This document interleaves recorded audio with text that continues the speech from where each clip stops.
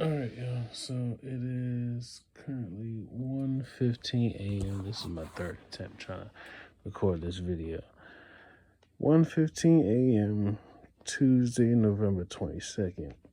Um, Earlier this evening, somewhere between the hours of 11 and 12:07, I was watching the documentary Died Suddenly.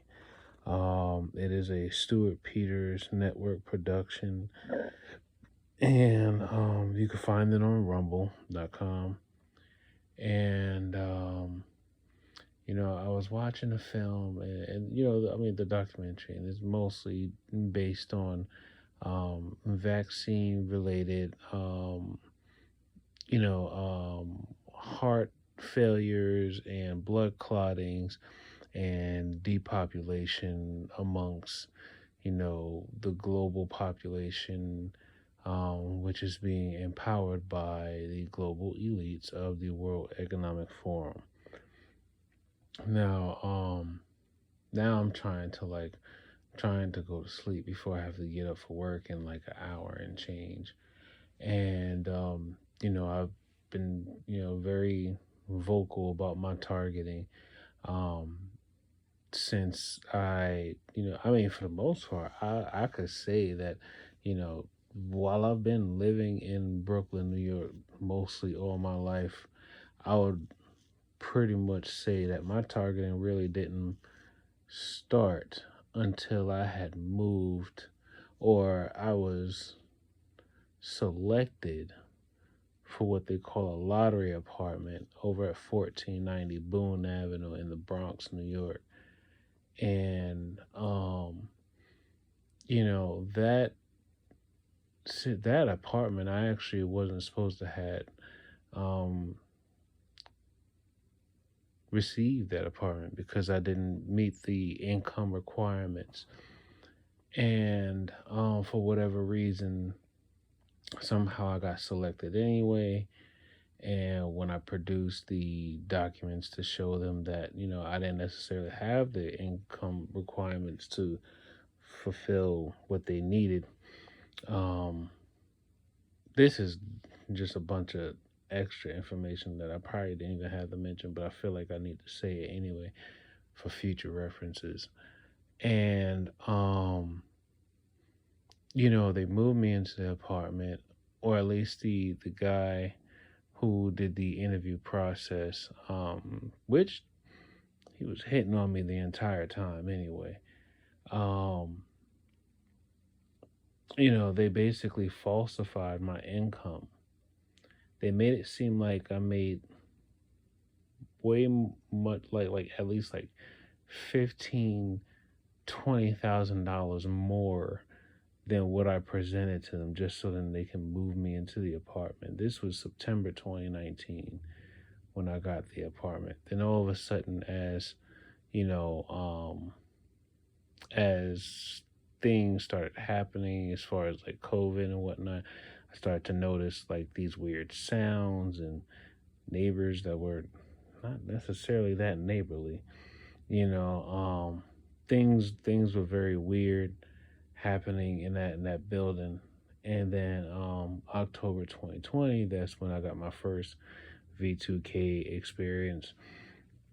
And well, they call themselves trying to uh I guess scare me because I had some very righteous comments about things that I see people do, you know. But anyway, so I'm in here trying to go to sleep, and I'm laying down and I'm feeling like these weird heart palpitations, right?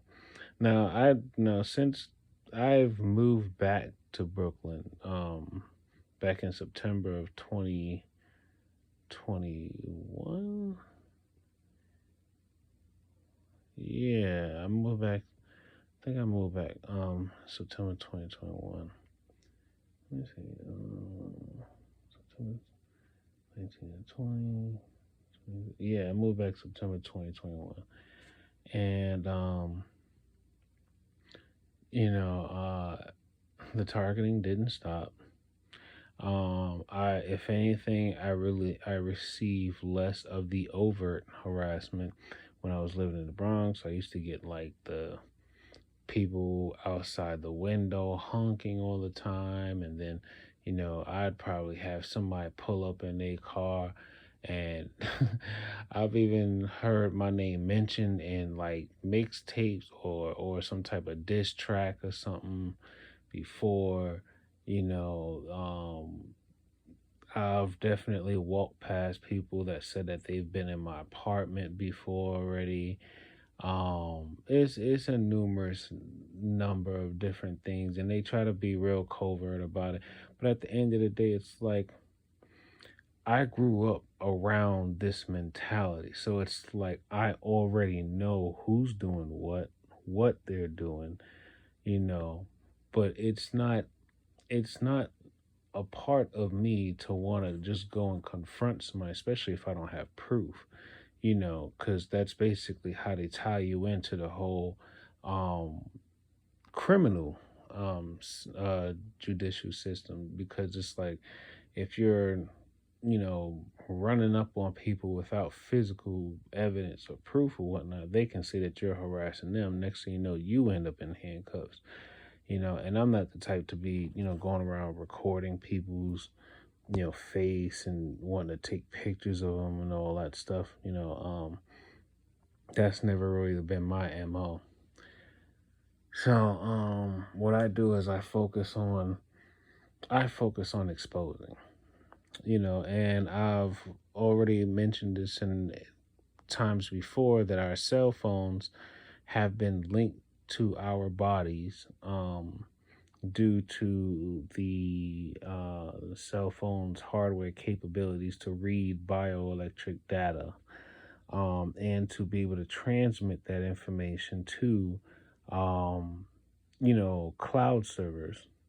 Because I mean, once you hack a person's device, you gain access to the hardware, and once you gain access to the hardware, then you can basically um, read and send um, information from the person's body to a cloud server, and then that information is going to be decoded through like whatever computer software or artificial intelligence they're using.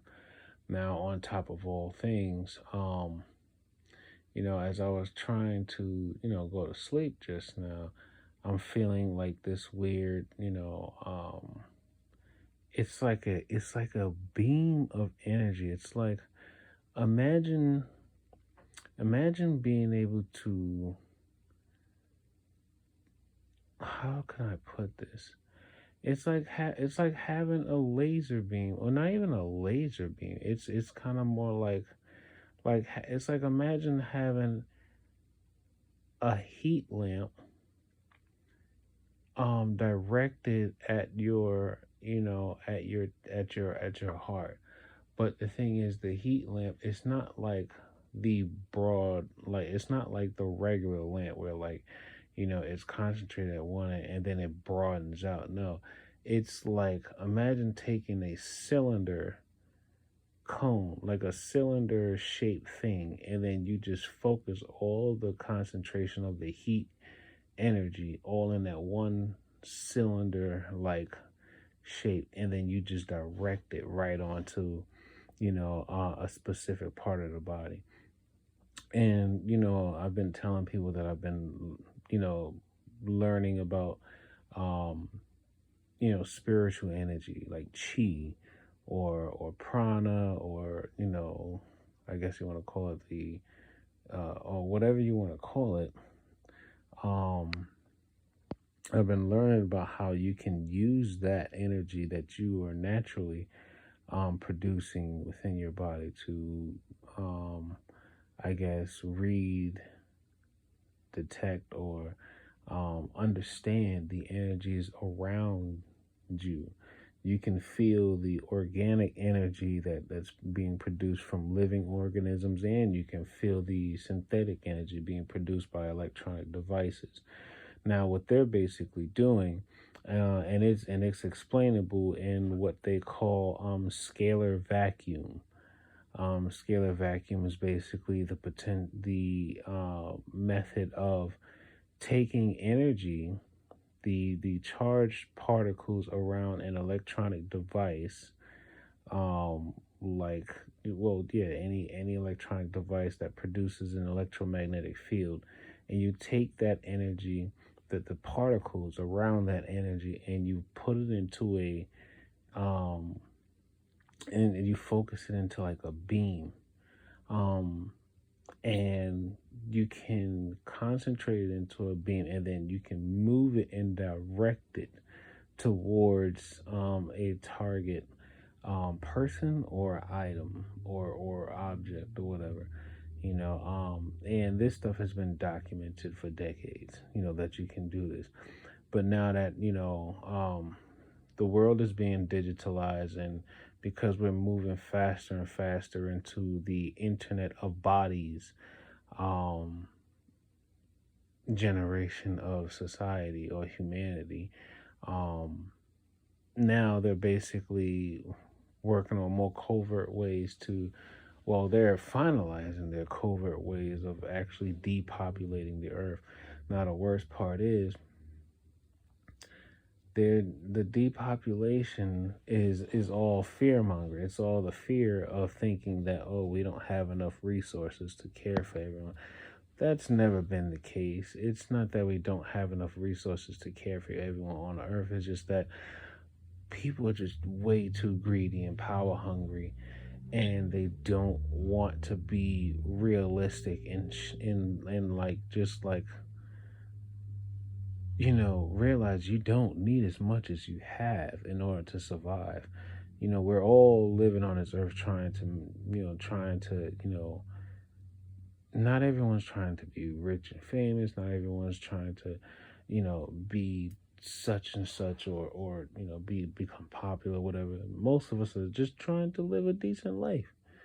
Most of us are just trying to live a decent life. And you got all these overly hungry and excessively um depleted beings that are living on this earth, and then you got the ones who have been already oppressed and ostracized and then manipulated and then now bamboozled into believing that, you know well, someone is offering them an opportunity to basically still remain on this earth. All they got to do is be obedient and take out those who would actually be a resistance against what the elites are about to do to them anyway. So it's like, and you ought to know that, when you're being targeted, and electronically harassed, they're never that far. Especially if you live in a city. More times than likely, they are no farther than probably 2 or 3 buildings away from you. They're usually probably right next door to you, right above you, right below you. They're never that far from you. They're probably in the building across the street from you, the building next door to you. All they need is the right devices that they can use to basically gain access to, you know, the well, for one, they need access to the cloud server. Next thing, they need access to your building's electrical, you know, circuitry or whatever, and then they work as a unit. They're like whole communities worth, you know.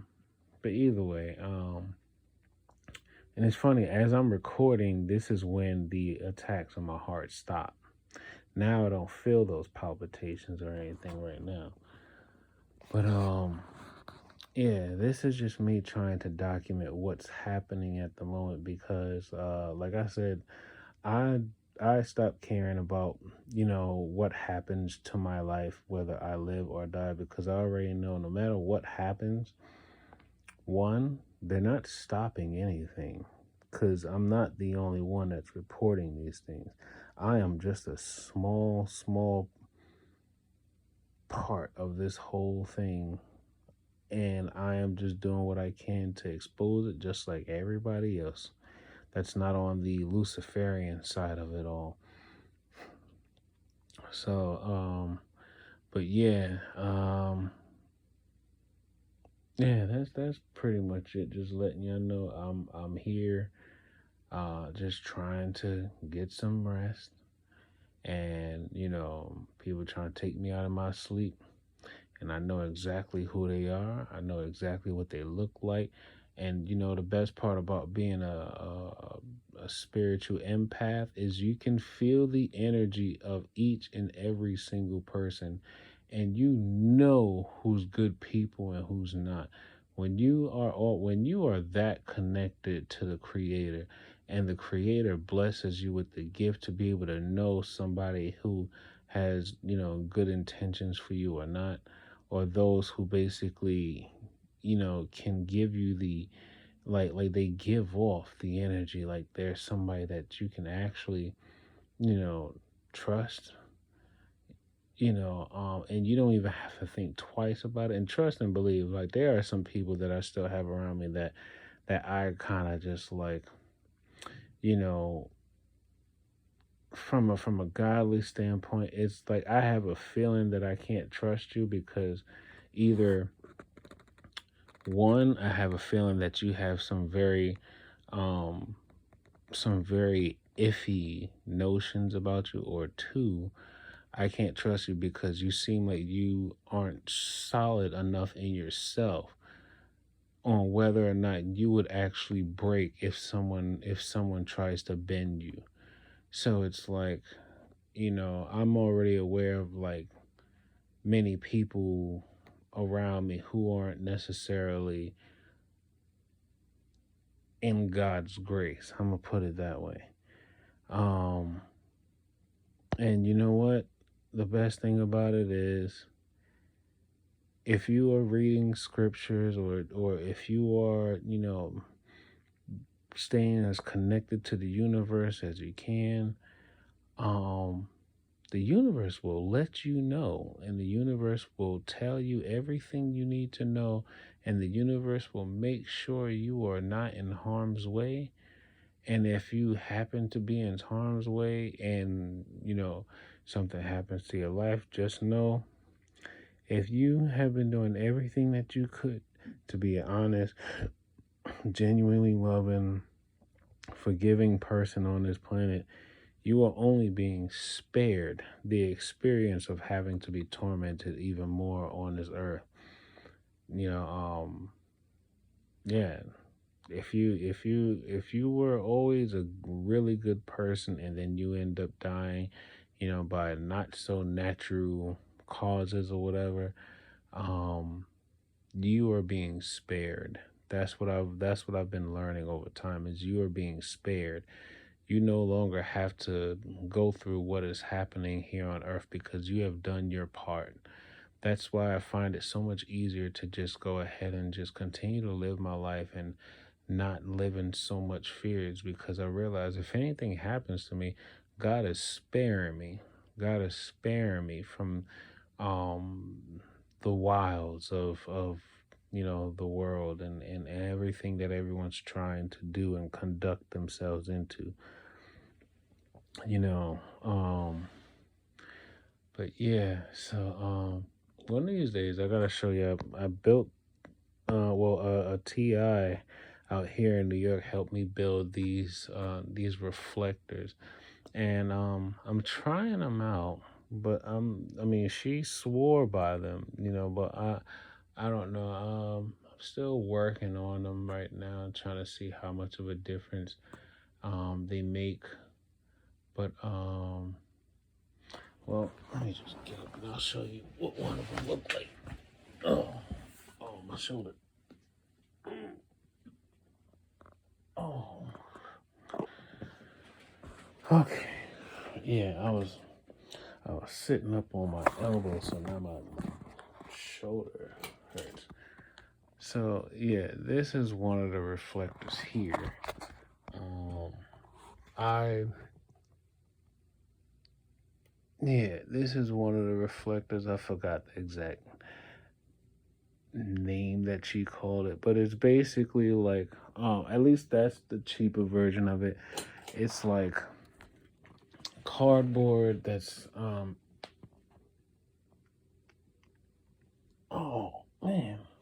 mess my back up now leaning up on my elbow like that. But it's a cardboard that's like wrapped in aluminum tape. Um, what is the name of that other thing called? Um, oh, I can't even remember what the name of this stuff is. Hold on. It's like, oh, well. So, no, that's not it. Don't mind my room. Don't mind my room. My room is a mess. So, yeah, that's the second one. I'm trying something out by sleeping with one by the head. But yeah, this is aluminum tape.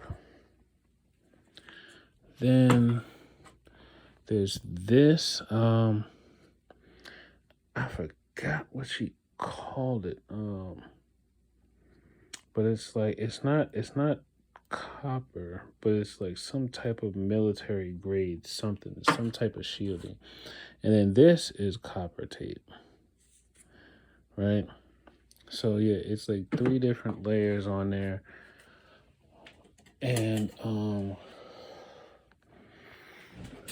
yeah, supposedly it's supposed to deflect or reflect radar beams and everything, but I don't know how much of it is working. So I just finished the completion of building these up like what 2-3 days ago, like 2 days ago. So let me see, what was it? Saturday, yeah, Saturday. I made the first one, and then Sunday I started building up on the second one. Now you see the blue light over there? That's my